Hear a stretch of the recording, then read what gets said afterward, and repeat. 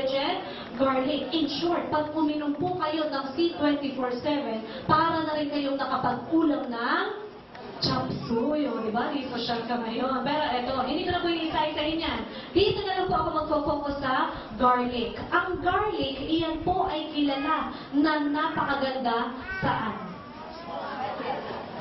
Sa aswang nga naman, ha? May point si ate doon. Hindi, joke lang. So, ito, makinig. Ang garlic po, kilala po yan as natural antibiotic. Okay, so instead na uminom ka ng mga synthetic, ng mga antibiotics, ayan, kumain ka na lang ng kumain ng garlic. All natural pa. Yun nga lang, matindi ang side effect ng garlic. Anong side effect ng garlic? Eh, grabe, ang baho ng hininga mo. Pero kung kayo ngayon ang papipiliin ko, sige, mamili po kayo. Ano po bang gusto niyong side effect? Mabahong hininga o yung wala ng hininga?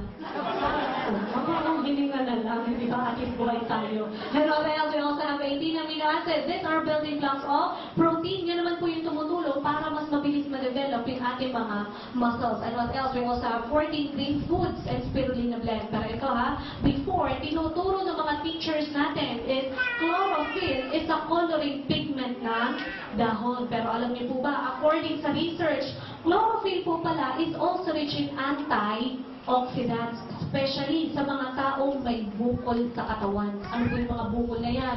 Yung mga myoma, cysts, goiter, cancer. Yan, kailangan pakainin niyo po sila ng mga green leafy vegetables. Makakatulong po yan sa kanila. Plus, ito pa, sinamahan pa tayo ng spirulina. Ang spirulina po, ine-endorse na po ito ng World Health Organization. Eh, ito po yung ipinapainom ng NASA sa mga astronauts. Kaya napasalin niyo, ang mga astronauts, pagbalik dito, patay buhay. Buhay pa, pero bawal ang pagkain doon. Anong kinakain nila? It's either tablet or capsule, which is, ang laman po nun ay spirulina. Ang spirulina po kasi, complete food na po ito. Ang tawag nga dito is food for the future. Ano ba yan? Ito po yung mga blue-green algae. Or in Tagalog, ano po Tagalog ng algae? Lumot. O kaya lang, baka masyado kayo ma-excite, ha? Uy, sabi ng speaker, healthy daw ang lumot. Aba, tama-tama. Maraming lumot yan sa kubeta. Makakalat, makilala ko, patay tayo dyan. Hindi po iyon yun, ha? Nililinaw ko. Ang lumot na sinasabi ko, iyan po ay makikita under the sea. Okay? Yung kinakaya ng mga fishes. And what else? We also have 12 mushrooms. Alam na po yan. Meron tayong cordyceps, reishi, shiitake, hiratake, maitake, yayamamo shiitake, pag-iwas, atake. And at the same time, yun po talaga ang health benefit niya. Bakit po? Kasi ang mga mushroom, maganda po yan sa ating mga ugat-ugat. Maganda rin po ang mga mushroom sa mga HIV.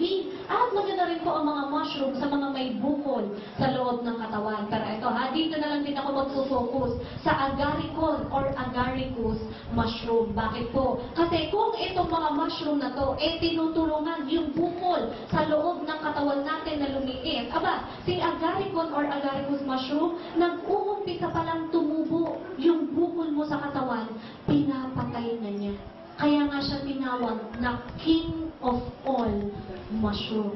Okay, and what else? We also have cell digestive enzyme, which is isang example naman po nito is yung tinatawag na lactobacillus or lactobacilli. Na ang laging tanong doon sa commercial ngayon, ano? Kaya kayo ngayon ang tatanungin ko. Okay, Gabatyan. Parang lilima lang yung narinig kong nag-okay. Patay tayo dyan. O, eto, magkakaalaman tayo ngayon. According po sa World Health Organization, there are 5 signs para malaman po natin kung healthy ba ang ating digestion. Pero bago ko sabihin yung unang sign, tatanungin ko po muna kayo. Sino po ba dito ang once a day ang bowel movement? Pakitaas po yung kamay. Huwag po kayong mahiya magtaas, ha? Mas nakakahiya po ang hindi dumudumi. Okay, once a day. May iba hindi nagtataas. Sige, baba na. Twice a day. Oh, magkasing dami lang. Pero may mga hindi pa rin nagtataas ng kamay. Baka ito. Thrice a day. Uy, marami-rami din. 10. Ba't hindi ba hindi nagtataas ng kamay? Hindi na nadumi. Patay tayo dyan. O, eto mga kapatid, makinig ha. Alam niyo po ba, according po sa World Health Organization, ang healthy number of times ng bowel movement should be thrice a day. Hindi po enough ang twice, hindi rin po enough ang once. At lalong-lalong hindi po enough ang none of the above. Ay, mga hindi nagtaas dyan. Hindi po yan kayamanan, ha? Huwag mong ipon-ipunin. Inilalabas po talaga yan. Pero eto, kung di mo talaga kaya mag-thrice a day, huwag kayo masyadong kabahan. Okay lang yan. Pero siguraduhin nyo lang, nakakayanin nyo yung pangalawang sukatan. Ano po yung pangalawang sukatan? O, itaas nyo po yung right arm nyo. Mamanata, makabayan muna tayo. O, sukatin mo mula dito, sa tuktok ng daliri mo, hanggang dito, sa ilalim ng siko mo. Sukatin niyo po yung haba. Kasi according po sa World Health Organization, kailangan ganyan kahaba ang ilalabas mo araw-araw. Wala po ko sinasabing ganyang kalaki, ha? Kasi yung iba nakikita ko, alalaki ng braso. Cesarean, nakaabutin nyo dyan, ha? Ilinawin ko, ang pinag-uusapan po natin ay haba. Kaya kung once a day ka, okay lang yan. Siguraduhin mo lang na ganyan kahaba ang ilalabas mo araw-araw. Pero wala po kasi nakikitang labasan lang yan, ha? Pwede po yan putol-putulin. Konting galaw lang, mapuputol yan. Pero ang kailangan nyo lang gawin, pagkatapos mong gawin yun, eh, pagdikit-dikitin mo. Tignan mo kung kumota ka na. Aba, pag kumota ka, magdibok ka talaga. Bakit? Congratulations. Herald kita. Yung sukatan, yung po unang gawin dito sa thumb nyo, imig nyo po sa inyong middle finger. O, yan naman po ay ang diameter ng inyong large intestine. Meaning, kung yan ang diameter ng large intestine mo, eh dapat yan din po ang diameter ng iyong letter T. Ano po yung letter T nyo? Kala ko social kayo, toxin po yan, ha? Para medyo social ng konti. Okay?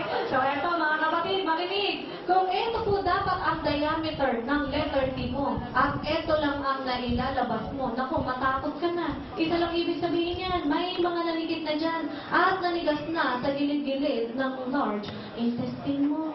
Ito po ha, pakinggan niyo po ito sasabihin ko, kung ang ating ugat ay nababarahan, ang large intestine, nababarahan din po yan. At isa po yan sa pinakadelikadong cancer. Ano po yun? Cancer. So, yung pang-apat at pang-limang sign, assignment nyo na lang yan, ha, na may magawa kayo sa bahay.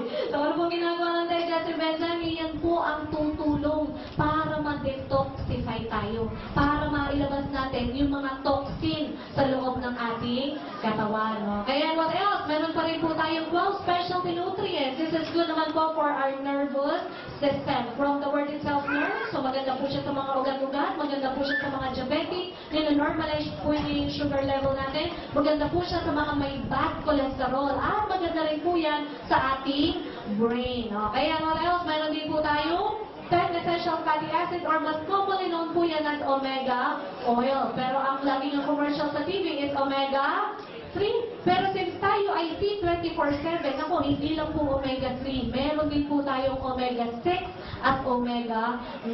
Na ang lagi ng commercial sa TV, omega oil is good for our heart. Iwas heart disease or heart attack. And what else? Hindi pa rin po dyan natatapos. Meron tayong 5 anti-aging and antioxidant enhancer and 4 longevity polyphenols or mega resveratrol blend. So ano nga po ba yung 5 anti-aging na yan? Meron tayong cysteine hydrochloride, quercetin, concentrated grapeseed extract, green tea, and coenzyme Q10. So ano po ginagawa ng mga anti-aging antioxidant enhancer? Iyan po yung tumutulong para ma-rejuvenate yung ating skin. Okay? So, eto ngayon, feeling or looking young tayo ngayon. Pero with longevity polyphenols, which is yung po yung Japanese knotweed, premium red wine extract, grapeseed extract, and concentrated red wine powder, eto naman po yung magpapa-feeling young sa atin. Bakit po? Kasi ang longevity polyphenols, ang ginagawa po niyan is ina-activate niya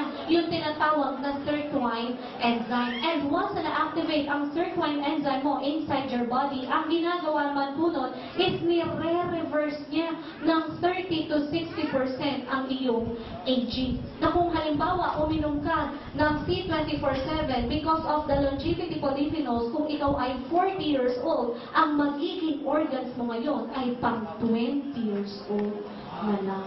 Eh kung halimbawa 20 years old ka ngayon, eh uminom ka talaga ng C24/7. O because of longevity polyphenols, ang magiging edad mo na lang, magiging fetus ka. Hindi, joke lang po yun. Pero anong point doon? Sino ba ang masakitin? Bata, matanda? Matanda. So since binababata yung ating mga organs. So, mas bumabata yung organs natin, mas tumataas ngayon ang immune system natin. So, mas makakalaban tayo ngayon sa mga sakit. Okay, so ang tanong ngayon, maganda po ba ang C24/7?